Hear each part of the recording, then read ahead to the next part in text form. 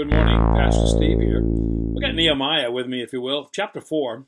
You know the story of Nehemiah, how he's been brought back to Israel to rebuild the walls and the struggles that he had.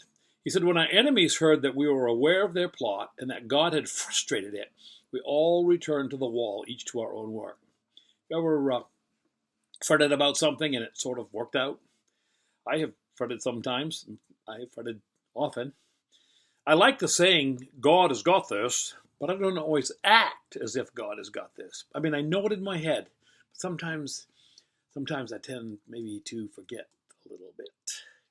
I know what Romans 8:28 says, all things work together for good to them who love God, to them who are the called according to his purpose.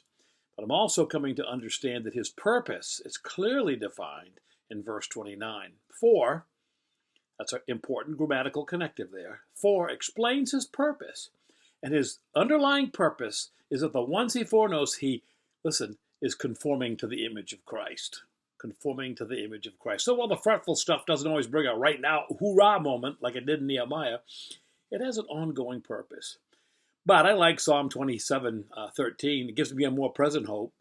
I would have despaired, the psalmist said, unless I had believed that I would see the goodness of the Lord in the land of the living. God is still in the business of getting good things done according to his purpose and in his time before the trumpet sounds. A few years ago on a Sunday morning after service, she kind of came up to me real quietly and said, Pastor Steve, I just got my report back and I'm clear of cancer. This was the second sort of cancer that she had left in God's hands. I announced it, and of course the church applauded, cheered. Does he always do it that way? No, I wish he did. But he has a plan and a purpose, and more than you might think, it's for the goodness of the Lord in the land of the living. But apart from that, in your dark hour when it seems like the land of the living thing isn't happening, remember there is a greater overarching eternal purpose that chisels you and fits you for a kingdom without end. In the meantime, do what they did. Return to the wall, each to their own work. You ponder that, Pastor Steve.